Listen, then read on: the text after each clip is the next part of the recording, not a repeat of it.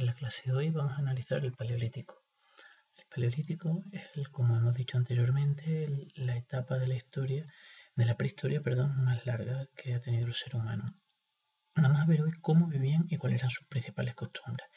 En primer lugar, hay que tener en cuenta que los individuos del Paleolítico tenían una gran dependencia del medio natural, ya que ellos no eran capaces de producir todavía su propio alimento, sino que dependían de la naturaleza. Por lo tanto, se parecen un poco a los animales que migran, para buscar alimento, como podemos ver hoy en el día de hoy en las diferentes estaciones, sobre todo con las aves migratorias. Muy bien. Estos pueblos, como no producían su propio alimento, eran cazadores-recolectores. ¿Qué quiere decir con esto? Que cazaban animales y recogían frutos según lo que hubiese en la temporada del año. Por lo tanto, era una economía depredadora. ¿Por qué? Porque no eran capaces de producir su propio alimento. Como no producen su propio alimento, se considera que depredan la naturaleza. Para esto, como hemos dicho anteriormente, al igual que los pájaros migran de un lado a otro buscando el alimento o los animales, nuestros seres humanos del Paleolítico eran nómadas, ya que tenían que ir allí donde encontrasen el alimento. Y al ser nómadas, ¿cómo residían? Como tenían que estar cambiando cada 2 o 3 meses de lugar, pues no tenían poblados estables, sino que vivían en cuevas o en chozas que hacían con una gran rapidez. Podemos ver aquí una imagen que nos explica brevemente las características de la vida en el Paleolítico en unas cuevas. ¿Por qué? Porque en este periodo se produjeron las glaciaciones, como habréis visto en la película de Ice Age, que seguro que todos la habéis visto, alguna de ellas, donde bajaron muchísimo las temperaturas y por lo tanto el ser humano se protegía en cuevas. Bien, ¿qué características tenía por otro lado esta actividad del ser humano? Pues bien, para hacer su actividad, los seres humanos empezaron a fabricar instrumentos. Al principio eran las hachas bifaces, que eran simplemente piedras que golpeaban para conseguir que tuviese un canto, un filo cortante. Aquí podemos observar la imagen en la que se ve cómo con 2 piedras golpean hasta conseguir un filo y le podían sacar en algunas ocasiones, afilarlas rozándolas con hueso u otros instrumentos u otras piedras. Aquí vamos a ver ahora un pequeño vídeo que nos lo explica detenidamente cómo se fabricaban, cómo se hacían las hachas bifaces. No tiene audio. En concreto, este vídeo reproduce cómo se fabrica una pieza que se encontró en la cima de los huesos en Atapuerca, en Burgos, que le dieron de nombre Excalibur.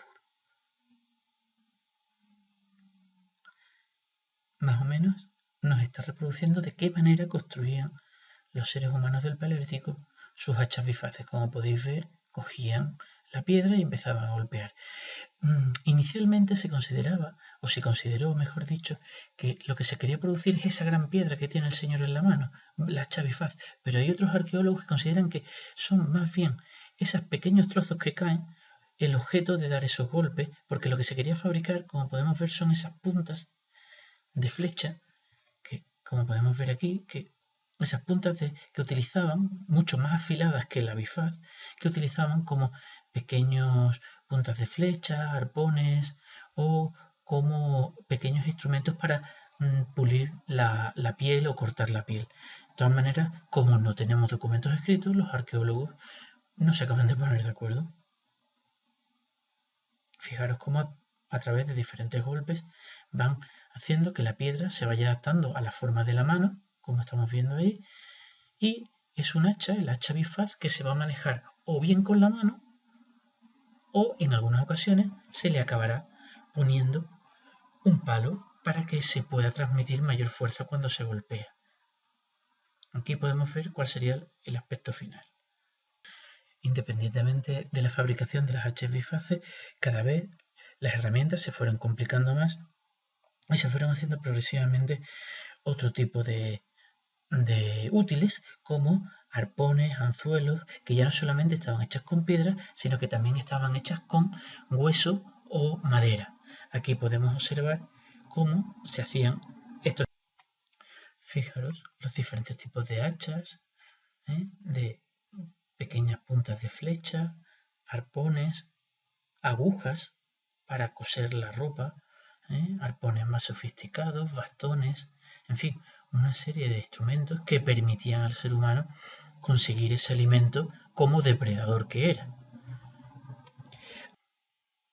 A su vez, debemos de tener en cuenta que el ser humano desconoce completamente el funcionamiento de la naturaleza y ante una naturaleza que no entiende por qué llueve, por qué hay fuego, por qué a veces hay alimentos, por qué a veces nieva, el ser humano empieza a tener sus propias creencias y como tiene creencias y además empieza a pensar que hay vida detrás de la muerte, o sea que hay cree en una vida espiritual, podemos observar que empiezan a realizarse cultos funerarios y enterramientos colectivos y también hace rituales mágicos para protegerse de lo que no conoce.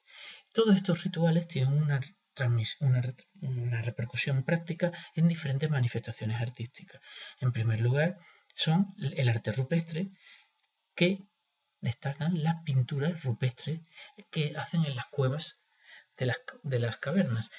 Sobre esto no hay un acuerdo si algunos arqueólogos consideran que lo hacían para entrenar y practicar los ejercicios de caza. Sin embargo, otros consideran que al pintar el animal, el hombre y la mujer del Paleolítico pensaban que se estaban apropiando del alma del animal. A su vez, no solamente pintaban, sino que hacían pequeñas esculturas como collares, bastones y sobre todo, lo más destacado de ellos son las Venus, pequeñas estatuillas de muy pequeño tamaño, esto no tiene más de 10 centímetros de altura, aunque aquí pueda parecer mayor, en la que se reproduce la imagen de la fertilidad. ¿Por qué? Porque ellos pensaban que la vida venía de la mujer y por lo tanto era el secreto de la vida. Como la vida venía de la mujer sintetizaba la fertilidad y la riqueza. Y hacían diferentes Venus, que le llamaban estatuillas, bueno, que le llamamos nosotros, perdón, porque ellos no le llamaban de ninguna manera, disculpad, que utilizaban diferentes Venus, como podemos ver aquí, la más conocida, que es la que tenemos en el libro, la Venus de Willendorf. Otra, aquí como la Venus del Spugne, en la que podemos observar que siempre, como en la de Willendorf, se acentúa las zonas de las caderas y los pechos, lo que es una mujer embarazada, porque para ellos la fertilidad y la vida venía siempre de la mujer. Aquí podemos ver la Venus de Lausel, que es importante porque es la única Venus que está hecha en relieve, no como las anteriores, que son figuras exentas, como podemos ver aquí. Sin embargo, la Venus de Lausel está esculpida y, aunque a pesar de eso, vemos que tiene las mismas características, grandes pechos y grandes caderas representando a la mujer embarazada, o esta Venus de Doni Belstonice, austriaca, que también representa la fertilidad, todas con la misma forma, o la Venus de Menton. Como podemos observar, siempre inciden en las caderas, en los pechos, porque eso es el símbolo de una mujer embarazada, símbolo de una nueva vida para la tribu, signo de la fertilidad y de la riqueza. Pues muy bien, en todo esto hemos acabado la clase de hoy y el próximo día analizaremos lo que es el Neolítico. Hasta luego.